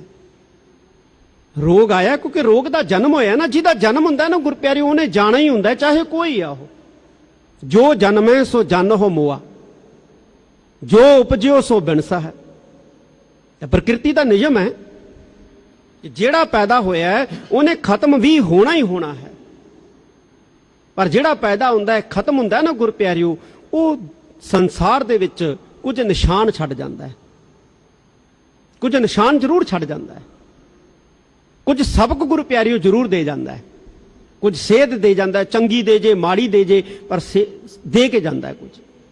ਪਰ ਇਹ ਨਹੀਂ ਗੁਰੂ ਪਿਆਰਿਓ ਕਿ ਜਿਹੜਾ ਪੈਦਾ ਹੋਇਆ ਉਹਨੇ ਖਤਮ ਹੀ ਨਹੀਂ ਹੋਣਾ, ਉਹਨੇ ਮੁੱਕਣਾ ਹੀ ਨਹੀਂ ਹੈ, ਉਹਨੇ ਕਦੇ ਮਰਨਾ ਹੀ ਨਹੀਂ ਹੈ। ਮਰਨਾ ਉਹਨੇ ਅਵਸ਼ ਹੈ। ਇਸ ਕਰਕੇ ਗੁਰੂ ਪਿਆਰਿਓ ਚਿੰਤਾ ਨਹੀਂ ਕਰਨੀ ਹੈ, ਫਿਕਰ ਨਹੀਂ ਕਰਨਾ ਹੈ। ਚਿੰਤਾ ਅਕਾਲ ਪੁਰਖ ਨੂੰ ਹੈ। ਜਿਹੜਾ ਅਕਾਲ ਪੁਰਖ ਦਾ ਹੋ ਜਾਂਦਾ ਹੈ, ਗੁਰੂ ਦਾ ਹੋ ਜਾਂਦਾ ਨਾ ਗੁਰੂ ਪਿਆਰਿਓ, ਫੇਰ ਚਿੰਤਾ ਉਹਦੀ ਰਹਿ ਨਹੀਂ ਜਾਂਦੀ। ਉਹਦੀ ਚਿੰਤਾ ਫਿਰ ਗੁਰੂ ਨੂੰ ਹੁੰਦੀ ਹੈ ਤੇ ਅਕਾਲ ਪੁਰਖ ਨੂੰ ਹੁੰਦੀ ਹੈ। ਤੇ ਜੇ ਅਸੀਂ ਗੁਰੂ ਤੋਂ ਟੁੱਟੇ ਆ ਫਿਰ ਤਾਂ ਗੁਰੂ ਪਿਆਰਿਓ ਚਿੰਤਾ ਕਰਨੀ ਬਣਦੀ ਹੈ ਵੀ ਸਾਡਾ ਕੀ ਬਣੂ। ਪਰ ਜੇ ਅਸੀਂ ਗੁਰੂ ਦੇ ਬਣ ਗਏ ਆ ਨਾ, ਆਪਣਾ ਤਨ ਮਨ ਧਨ ਗੁਰੂ ਨੂੰ ਸੌਂਪ ਦਿੱਤਾ ਹੈ, ਫਿਰ ਸਾਨੂੰ ਚਿੰਤਾ ਕਰਨ ਦੀ ਲੋੜ ਨਹੀਂ ਗੁਰੂ ਪਿਆਰਿਓ, ਫਿਰ ਸਾਡੀ ਚਿੰਤਾ ਗੁਰੂ ਕਰਦਾ ਹੈ। ਜੋ ਛੋਟਾ ਬੱਚਾ ਹੁੰਦਾ ਨਾ, ਹੁਣ ਬੱਚੇ ਨੂੰ ਥੋੜੀ ਚਿੰਤਾ ਹੈਗੀ ਹੈ ਕਿ ਮੈਂ ਰੋਟੀ ਕਿੱਥੋਂ ਖਾਣੀ ਹੈ, ਮੈਂ ਕਿੱਥੋਂ ਅਨਾਜ ਲੈ ਕੇ ਆਉਣਾ ਹੈ, ਕਿੱਥੋਂ ਸਬਜ਼ੀ ਲੈ ਕੇ ਆਉਣੀ ਹੈ, ਕਿੱਥੋਂ ਦੁੱਧ ਲੈ ਕੇ ਆਉਣਾ ਹੈ। ਉਹ ਤਾਂ ਚਿੰਤਾ ਉਹਦੇ ਮਾਂ ਪਿਓ ਨੂੰ ਹੈ, ਉਹ ਤਾਂ ਚਿੰਤਾ ਉਹਦੇ ਮਾਂ ਪਿਓ ਨੂੰ ਹੈ, ਉਹ ਤਾਂ ਫਿਕਰ ਉਹਦੇ ਮਾਂ ਪਿਓ ਨੂੰ ਹੈ। ਜਿਵੇਂ ਇੱਕ ਛੋਟੇ ਬੱਚੇ ਦਾ ਗੁਰੂ ਪਿਆਰਿਓ ਫਿਕਰ ਉਹਦੇ ਮਾਂ-ਬਾਪ ਨੂੰ ਹੈ ਨਾ, ਉਵੇਂ ਜਿਹੜਾ ਗੁਰੂ ਵਾਲਾ ਬਣ ਜਾਂਦਾ ਨਾ ਗੁਰੂ ਪਿਆਰਿਓ, ਉਹਦਾ ਫਿਕਰ ਫਿਰ ਗੁਰੂ ਨੂੰ ਹੋ ਜਾਂਦਾ। ਤੇ ਜਿਹਦਾ ਫਿਕਰ ਗੁਰੂ ਕਰਦਾ ਨਾ, ਫਿਰ ਗੁਰੂ ਉਹਨੂੰ ਤੱਤੀ ਵਾਹ ਨਹੀਂ ਲੱਗਣ ਦਿੰਦਾ ਗੁਰੂ ਪਿਆਰਿਓ। ਇਸ ਕਰਕੇ ਭਰੋਸਾ ਅਕਾਲ ਪੁਰਖ ਪਰਮੇਸ਼ਵਰ ਤੇ ਰੱਖਣਾ। ਅਸੀਂ ਤਾਂ ਗੁਰੂ ਪਿਆਰਿਓ ਭਰੋਸਾ ਹੋਰਾਂ ਤੇ ਰੱਖਣ ਲੱਗ ਪਿਆ, ਕੋਈ ਸਰਕਾਰਾਂ ਤੇ ਰੱਖਣ ਲੱਗ ਪਿਆ, ਕੋਈ ਬੰਦਿਆਂ ਤੇ ਰੱਖਣ ਲੱਗ ਪਿਆ, ਕੋਈ ਕਿਸੇ ਤੇ ਰੱਖਣ ਲੱਗ ਪਿਆ। ਮੈਨੂੰ ਫਲਾਨਾ ਬਚਾਓ, ਮੈਨੂੰ ਫਲਾਨਾ ਰੋਟੀ ਦਿਓ, ਮੈਨੂੰ ਫਲਾਨਾ ਆ ਕੇ ਘਰੇ ਖਵਾ ਕੇ ਜਾਊਗਾ। ਗੁਰੂ ਤੇ ਭਰੋਸਾ ਰੱਖੋ, ਅਕਾਲ ਪੁਰਖ ਤੇ ਭਰੋਸਾ ਰੱਖੋ, ਬੰਦਿਆਂ ਤੇ ਭਰੋਸਾ ਨਾ ਰੱਖੋ। ਮਾਨੁਖ ਕੀ ਟੇਕ ਬਿਰਥੀ ਸਭ ਜਾਨ, ਦੇਵਨ ਕੋ ਇੱਕ ਹੈ ਭਗਵਾਨ, ਜਿਸ ਕੈ ਦੀਆ ਰਹਿ ਅਘਾਏ ਬਹੁਤ ਨਾ ਤ੍ਰਿਸ਼ਨਾ ਲੱਗ ਗਿਆ। ਬੰਦਾ ਤਾਂ ਤੁਹਾਨੂੰ ਇੱਕ ਵਾਰੀ ਦੇ ਜੂ ਰਾਸ਼ਨ, ਫਿਰ ਦੂਜੀ ਵਾਰੀ ਫੇਰ ਦੇ ਜੂ, ਤੀਜੀ ਵਾਰੀ ਫੇਰ ਦੇ ਦੂ, ਚੌਥੀ ਵਾਰੀ ਫੇਰ ਦੇ ਦੂ। ਇੱਕ ਦਿਨ ਉਹਨੇ ਬੰਦ ਕਰ ਦੇਣਾ, ਬੰਦੇ ਨੇ ਤਾਂ ਇੱਕ ਦਿਨ ਬੰਦ ਕਰ ਦੇਣਾ ਉਹਨੇ। ਫਿਰ ਬੰਦਿਆਂ ਤੋਂ ਮੰਗਣ ਦੀ ਕੀ ਲੋੜ ਹੈ? ਅਕਾਲ ਪੁਰਖ ਪਰਮੇਸ਼ਵਰ ਤੋਂ ਮੰਗੋ, ਵਾਹਿਗੁਰੂ ਤੋਂ ਮੰਗੋ। ਵਾਹਿਗੁਰੂ ਗੁਰੂ ਪਿਆਰਿਓ ਦੇਣ ਵਾਲਾ ਹੈ, ਚਿੰਤਾ ਕਰਨ ਵਾਲੀ ਨਹੀਂ ਗੱਲ ਹੈ। ਫਿਕਰ ਕਰਨ ਵਾਲੀ ਨਹੀਂ ਗੱਲ ਹੈ। ਇਸ ਕਰਕੇ ਧੰਨ ਗੁਰੂ ਅਮਰਦਾਸ ਜੀ ਮਹਾਰਾਜ ਗੁਰੂ ਪਿਆਰਿਓ ਸਾਨੂੰ ਸਮਝਾਉਂਦੇ ਨੇ, ਕਹਿੰਦੇ ਤੁਸੀਂ ਇੱਕੋ ਹੀ ਕੰਮ ਕਰੋ, ਗੁਰੂ ਨਾਲ ਜੁੜ ਜਾਓ, ਬਸ ਗੁਰੂ ਦੀ ਸ਼ਰਨ ਪੈ ਜਾਓ। ਤੇ ਜਦੋਂ ਗੁਰੂ ਦੀ ਸ਼ਰਨ ਪੈ ਗਏ, ਮਨ ਵਿਕਾਰਾਂ ਵਾਲੇ ਪਾਸਿਓਂ ਮਰ ਜਾਏਗਾ ਤੇ ਗੁਰੂ ਸ਼ਬਦ ਵਾਲੇ ਪਾਸੇ ਜ਼ਿੰਦਗੀ ਜਿਉਣ ਲੱਗ ਪਏਗਾ, ਜੀਵਨ ਜਿਉਣ ਲੱਗ ਪਏਗਾ। ਆਖਰੀ ਪੰਕਤੀ ਦੇ ਵਿੱਚ ਫਿਰ ਸਤਿਗੁਰੂ ਜੀ ਬਚਨ ਕਰਦੇ ਨੇ, ਮਮਤਾ ਕੀ ਮਲ ਉਤਰਾ ਇਹੋ ਮਨ ਹੱਛਾ ਹੋਏ। ਮਮਤਾ ਕੀ ਮਲ, ਜਿਵੇਂ ਹਉਮੈ ਦੀ ਮੈਲ ਹੈ ਨਾ ਗੁਰੂ ਪਿਆਰਿਓ, ਮਮਤਾ ਦੀ ਮੈਲ ਹੈ, ਲਗਾਓ ਦੀ ਮੈਲ ਹੈ, ਲਗਾਓ ਦੀ ਵੀ ਮੈਲ ਹੈ। ਸਾਡਾ ਸਭ ਤੋਂ ਵੱਡਾ ਲਗਾਅ ਜਿਹੜਾ ਨਾ ਗੁਰੂ ਪਿਆਰਿਓ, ਉਹ ਸਾਡੇ ਸਰੀਰ ਨਾਲ ਹੀ ਹੈ। ਸਭ ਤੋਂ ਵੱਧ ਮਨੁੱਖ ਪਿਆਰ ਸਰੀਰ ਨੂੰ ਕਰਦਾ, ਧਨ ਦੌਲਤ ਨਾਲੋਂ ਵੀ ਵੱਧ ਪਿਆਰ ਮਨੁੱਖ ਸਰੀਰ ਨੂੰ ਕਰਦਾ ਹੈ। ਇਹੋ ਹੀ ਕਾਰਨ ਹੈ ਗੁਰੂ ਪਿਆਰਿਓ, ਜੇ ਕਿਤੇ ਸਰੀਰ ਤੇ ਆ ਬਣੇ ਨਾ ਤੇ ਮਨੁੱਖ ਪੈਸਾ ਵੀ ਗੁਰੂ ਪਿਆਰਿਓ ਪਾਣੀ ਵਾਂਗੂ ਬਹਾ ਦਿੰਦਾ ਹੈ। ਪਤਾ ਕੀ ਕਹਿੰਦਾ, ਉੱਦਾਂ ਭਾਵੇਂ 10 ਰੁਪਏ ਨਾ ਕਿਸੇ ਨੂੰ ਦੇਵੇ, ਪਰ ਜੇ ਜ਼ਿੰਦਗੀ ਤੇ ਬਣ ਜੇ ਤੇ ਫਿਰ ਮਨੁੱਖ ਕਹਿੰਦਾ ਪੈਸਾ ਤਾਂ ਹੱਥਾਂ ਦੀ ਮੈਲ ਹੈ, ਤਾਂ ਫੇਰ ਕਮਾਇਆ ਜਾਊ, ਜ਼ਿੰਦਗੀ ਤਾਂ ਬਚਾ ਲਈਏ। ਤੇ ਜੇ ਜ਼ਿੰਦਗੀ ਚੱਲਦੀ ਹੈ ਤੇ ਫਿਰ 10 ਰੁਪਏ ਦੇਣ ਨੂੰ ਤਿਆਰ ਨਹੀਂ, ਫੇਰ ਨਹੀਂ ਗੁਰੂ ਪਿਆਰਿਓ ਦੇਣ ਨੂੰ ਤਿਆਰ ਧਰਮ ਵਾਲੇ ਪਾਸੇ। ਪਰ ਜਦੋਂ ਜ਼ਿੰਦਗੀ ਤੇ ਬਣ ਜੇ ਫਿਰ ਜ਼ਰੂਰ ਕਹਿ ਦਿੰਦਾ ਹੈ ਕਿ ਪੈਸਾ ਹੱਥਾਂ ਦੀ ਮੈਲ ਹੈ, ਜ਼ਿੰਦਗੀ ਬਚਾਉਣੀ ਜ਼ਰੂਰੀ ਹੈ। ਪੈਸਾ ਪਾਣੀ ਵਾਂਗੂ ਬਹਾ ਦਿੰਦਾ ਹੈ। ਮਤਲਬ ਮਨੁੱਖ ਸਭ ਤੋਂ ਵੱਧ ਲਗਾਓ ਜਿਹੜਾ ਹੈ ਉਹ ਆਪਣੀ ਜ਼ਿੰਦਗੀ ਨਾਲ ਕਰਦਾ, ਆਪਣੇ ਸਰੀਰ ਨਾਲ ਕਰਦਾ ਹੈ। ਫਿਰ ਉਹਨਾਂ ਨਾਲ ਕਰਦਾ ਜਿਨ੍ਹਾਂ ਨਾਲ ਸਰੀਰਕ ਸੰਬੰਧ ਹੈ, ਮਾਂ ਬਾਪ, ਭੈਣ ਭਰਾ, ਪਤੀ ਪਤਨੀ ਆਦਿਕ। ਫਿਰ ਰਿਸ਼ਤੇਦਾਰ ਆ ਗਏ, ਪੈਸਾ ਆ ਗਿਆ, ਘਰ ਆ ਗਿਆ, ਫਿਰ ਗੁਰੂ ਪਿਆਰਿਓ ਸਮਾਜ ਹੁੰਦਾ ਹੈ। ਫਿਰ ਸਾਰਿਆਂ ਤੋਂ ਆਖਰ ਦੇ ਵਿੱਚ ਸਮਾਜ ਦੀ ਪਰਵਾਹ ਕਰਦਾ ਹੈ ਇਨਸਾਨ, ਸਮਾਜ ਦੀ ਗੁਰੂ ਪਿਆਰਿਓ ਹੁੰਦਾ। ਤਾਂ ਇਹ ਵੀ ਇੱਕ ਮੈਲ ਹੀ ਹੈ ਮਨ ਦੇ ਵਿੱਚ, ਲਗਾ ਦੀ ਮੈਲ, ਮਮਤਾ ਦੀ ਮੈਲ। ਧੰਨ ਗੁਰੂ ਅਮਰਦਾਸ ਜੀ ਮਹਾਰਾਜ ਕਹਿੰਦੇ, ਮਮਤਾ ਕੀ ਮਲ ਉਤਰੈ। ਇਹ ਜਿਹੜੀ ਮੈਲ ਹੈ ਨਾ ਗੁਰੂ ਪਿਆਰਿਓ, ਇਹ ਵੀ ਕਹਿੰਦੇ ਉਤਰ ਜਾਂਦੀ ਹੈ। ਪਰ ਉਤਰਦੀ ਕਦੋਂ ਹੈ? ਭਣਤ ਨਾਨਕ ਸਤਿਗੁਰ ਕਉ ਮਿਲਦੋ ਮਰੈ। ਫੇਰ ਉਤਰਦੀ ਹੈ ਗੁਰੂ ਪਿਆਰਿਓ ਜਦੋਂ ਕੋਈ ਸਤਿਗੁਰੂ ਨੂੰ ਮਿਲਦਾ। ਫੇਰ ਉਤਰਦੀ ਹੈ ਇਹ ਮੈਲ ਜਦੋਂ ਕੋਈ ਸਤਿਗੁਰੂ ਨੂੰ ਮਿਲਦਾ, ਕਿਉਂਕਿ ਸਤਿਗੁਰੂ ਜਿਹੜੇ ਨੇ ਉਹ ਸੰਸਾਰ ਦੀ ਜੀਵਨ ਦੀ ਵਾਸਤਵਿਕਤਾ ਸਮਝਾ ਦਿੰਦਾ ਹੈ। ਸਤਿਗੁਰੂ ਜ਼ਿੰਦਗੀ ਦਾ ਮਕਸਦ, ਸੰਸਾਰ ਦੀ ਅਸਲੀਅਤ ਸਮਝਾ ਦਿੰਦਾ ਹੈ। ਗੁਰੂ ਪਿਆਰਿਓ ਜਦੋਂ ਕਿਸੇ ਮਨੁੱਖ ਨੂੰ ਜ਼ਿੰਦਗੀ ਦਾ ਮਕਸਦ, ਸੰਸਾਰ ਦੀ ਅਸਲੀਅਤ ਸਮਝ ਆ ਜਾਂਦੀ ਹੈ ਤੇ ਫਿਰ ਗੁਰੂ ਪਿਆਰਿਓ ਇਹ ਮਮਤਾ ਦੀ ਮੈਲ ਜਿਹੜੀ ਹੈ ਇਹ ਵੀ ਮਰ ਜਾਂਦੀ ਹੈ। ਜਦੋਂ ਹਉਮੈ ਦੀ ਮੈਲ ਮਰ ਗਈ, ਮਮਤਾ ਦੀ ਮੈਲ ਮਰ ਗਈ, ਤਾਂ ਸਤਿਗੁਰੂ ਜੀ ਕਹਿੰਦੇ ਇਹੋ ਮਨ ਹੱਛਾ ਹੋਏ। ਫਿਰ ਇਹ ਮਨ ਜਿਹੜਾ ਹੈ ਉਹ ਹੱਛਾ ਹੋ ਜਾਂਦਾ ਹੈ। ਹੱਛਾ, ਦੇਖੋ ਕਿੱਡੀ ਕਮਾਲ ਦੀ ਗੱਲ ਹੈ। ਆਖਰੀ ਪੰਕਤੀ 'ਚ ਮਹਾਰਾਜ ਕਹਿੰਦੇ ਇਹੋ ਮਨ ਹੱਛਾ ਹੋਏ, ਤੇ ਪਹਿਲੀ ਪੰਕਤੀ 'ਚ ਕਹਿੰਦੇ ਤਨ ਧੋਤਾ ਮਨ ਹੱਛਾ ਨਾ ਹੋਏ।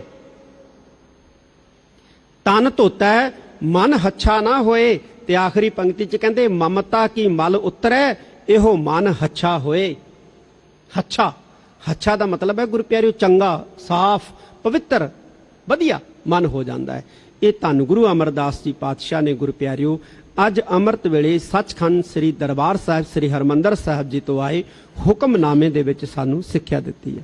ਨਿਸ਼ਚਿਤ ਕੀਤਾ ਗੁਰੂ ਪਿਆਰਿਓ ਸਮਾਂ ਹੋ ਚੁੱਕਿਆ, ਇਸ ਕਰਕੇ ਆਪਾਂ ਇੱਥੇ ਸਮਾਪਤੀ ਕਰਦੇ ਹਾਂ। ਗੁਰਬਾਣੀ ਬਹੁਤ ਅਗਮ ਅਗਾਧ ਬੋਧ ਹੈ, ਵਿਚਾਰ ਦੀਆਂ ਭੁੱਲਾਂ ਹੋ ਜਾਂਦੀਆਂ ਨੇ, ਸੰਗਤ ਸਤਿਗੁਰੂ ਜੀ ਬਖਸ਼ਣਯੋਗ ਹੈ, ਖਿਮਾ ਦੇ ਜਾਚਕ ਹਾਂ।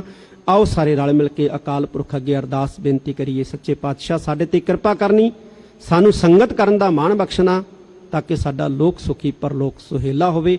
ਆਖਰੀਆਂ ਪੰਕਤੀਆਂ ਪੜ੍ਹ ਕੇ ਸਮਾਪਤੀ ਕਰੀਏ। ਭਣਤ ਨਾਨਕ ਸਤਿਗੁਰ ਕੋ ਮਿਲਦੂ ਮਰੈ, ਗੁਰ ਕੈ ਸ਼ਬਦ ਫਿਰ ਜੀਵੈ ਕੋਇ। ਮਮਤਾ ਕੀ ਮਲ ਉਤਰੈ ਇਹੋ ਮਨ ਹੱਛਾ ਹੋਏ। ਵਾਹਿਗੁਰੂ ਜੀ ਕਾ ਖਾਲਸਾ, ਵਾਹਿਗੁਰੂ ਜੀ ਕੀ ਫਤਿਹ।